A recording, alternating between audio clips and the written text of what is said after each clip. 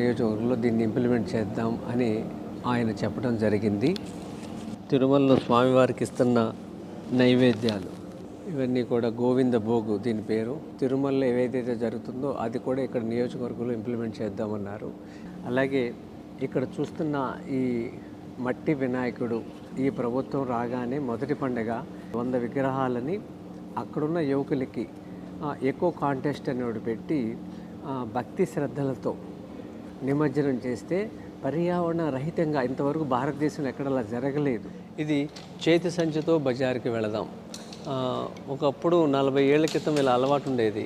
పిఠాపురం అనే పేరుతోనే ఈ వస్తువులన్నీ మనం తయారు చేసామనుకోండి, స్థానికంగా వాళ్ళకి ఒక ఆదాయం వస్తుంది.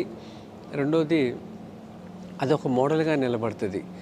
ఈ అవకాశం ఇచ్చిన పవన్ కళ్యాణ్ గారికి మనస్ఫూర్తిగా అభినందనలు, ధన్యవాదములు.